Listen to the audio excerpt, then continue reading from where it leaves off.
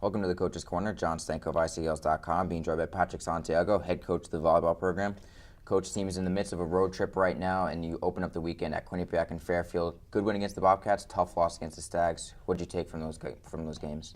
Quinnipiac was wild. They're down with some injuries, but they're playing really hard on their floor, and they have some great kids. I was surprised at the level of the kids coming off the bench had a great level and really made up a lot of ground for them.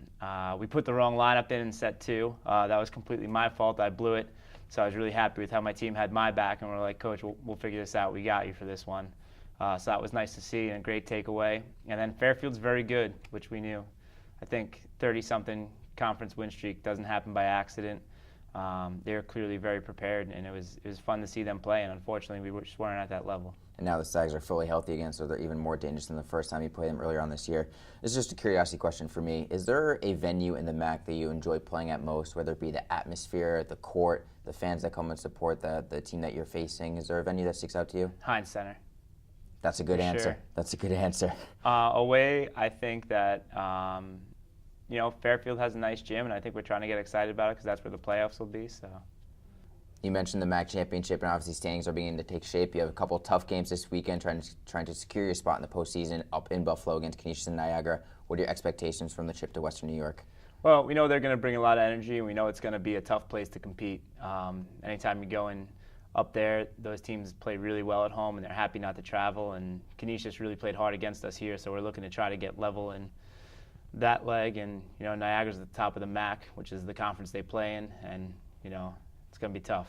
Now, Canisius here at the Heinz Center, they won in 3 sets in fairly convincing fashion, and I think you readily admit that was not your team's best effort. So what can you improve on the court against the Golden Griffs to make sure you guys square that series? We got to play hard. We got to be prepared, and we have to be ready for their pace. They bring a nice pace out of system. They swing high, they swing hard, and they swing without reservation. So we got to be ready to defend our side of the floor, and we got to be ready to attack back. Now, the rebound to the Canisius loss was a great win against Niagara here at home in a 5-set come-from-behind win against Purple Eagles. Would you say that is your most impressive win for your team this year, being the Purple Eagles at home? I'm not sure. We've had a lot of good wins in 5, and we've had a lot of wins where we've shown some character and really had to battle. But it's definitely, our win against the team that's highest in the standings. So, we're proud of it. But every victory, like we tell the kids, nothing comes easy for us. We have to battle to be successful. So all of our victories, I think, are equally as exciting. That they are exciting. But you talked last interview about how your team is becoming more of the hunted. Teams are excited to play you, to go against the competition that you're bringing to the floor. You anticipate Niagara coming out a little bit extra hungry, if you will, knowing that you took them down here last time out? I think so. They're pretty level. They're kind of like us. They're a little easier going, but I think Canisius is, they're playing for what they perceive to be that last playoff spot and continuing to get seeding, and they didn't make the playoffs also last year, so they're really hungry, and they're going to be very hungry to beat us, so I'm very much looking forward to see our response. You have 8 conference wins thus far. Is there a magic number that you think you need to reach in order to secure a playoff spot, or is it just a matter of, once again, game by game, not even trying to look at the standings? Yeah, I think that we need to just focus on our system.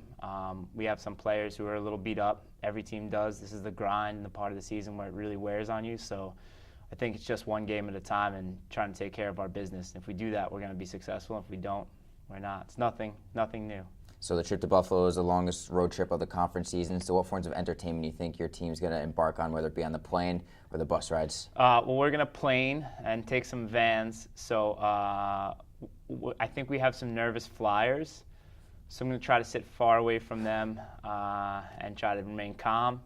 And then, we'll see the falls and do some stuff and try to play some volleyball. Well, hope you come back to New Rochelle with a couple of W's. Coach Santiago, always appreciate the time, and best luck this upcoming weekend. It's my pleasure to give you your time.